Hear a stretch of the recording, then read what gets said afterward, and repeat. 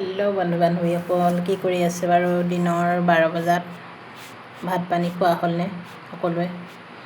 Comment কৰি জনাবচোন। কেইটা বজাত খায়? 12টা, 1টা, 2টা, 9টা, 10টা? কোনটো টাইমত খায় কমেণ্ট কৰি জনাবচোন। মোৰ 2টা, 1টা বাজি যাব মোৰ ভাত খোৱা। কাৰণ মানে কি হ'ল, ছোৱালী এজনী 8টা বজাত মানে এলেনত উপস্থিত হ'বগৈ লাগে, এজনী 9টা বজাত।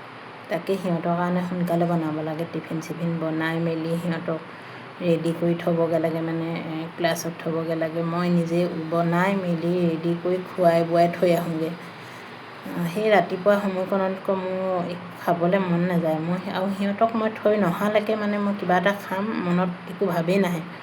সিহঁতক উলিয়াই মেলি থৈ ক্লাছত থৈ ৰুমলৈ আহি চাহটোপা খাই লওঁ দেই। চাহটোপা গাখীৰ চাহ অকণমান ডাঠকৈ, গাখীৰ চাহটোপা বিস্কুট বা কৰ্ণফ্লেক্স কিবা এটা মানে জলপান টাইপৰ কিবা এটা হ'লেও হ'ব, বা নহ'লেও বিস্কুট চিস্কুট হ'লেও তেনেকৈ খাই মেলি ঠিক 12টা 1টালৈকে মই এনেকৈ থাকোঁ আৰু তাৰপাছত বনাবলৈ ষ্টাৰ্ট কৰোঁ। আচল মানে কি হয়, মই অকলেকৈ মানে ভাত বনাই খাবলৈ মন নাযায়। কাৰণ কেলৈ, অকলে কাৰণো মন যাব নহয় জানো খাবলৈ।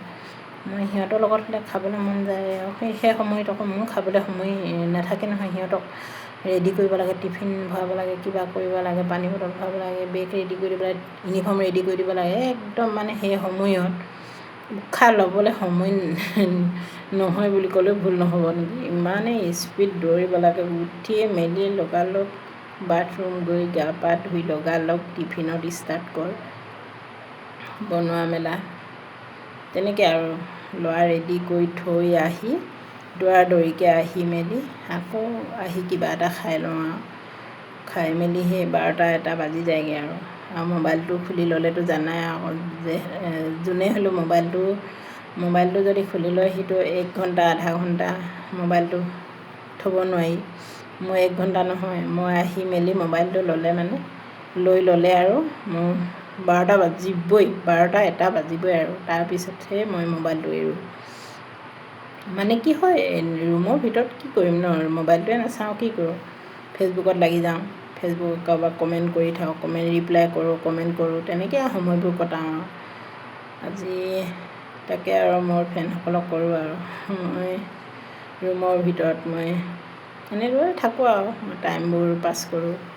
কোনে কেনেধৰণে কি কৰে, জব চবটো একো নাই আৰু। কিবা এটা কৰোঁ বুলি ক'লেও ইয়াত তেনেকৈ নাই। ঘৰত মোৰ নিজৰ দোকান এখন আছিলে সৰুকৈ, বা চিলাই মেচিন এটা আছিলে, তাকে লাগি আছিলোঁ আৰু। চিলাই মেচিনটো আনি ইয়াত চিলাই থাকিবলৈ পাৰিলোঁ হয়, সেই অনা নিয়া কি কৰি থাকিবি, তাকে এনেকৈয়ে ৰুমৰ ভিতৰতে আপোনালোকৰ লগতে আৰু এনেই কমেণ্টৰ জৰিয়তে যোগাযোগ হৈ থাকোঁ, তাকে ক'লোঁ আৰু। বাই।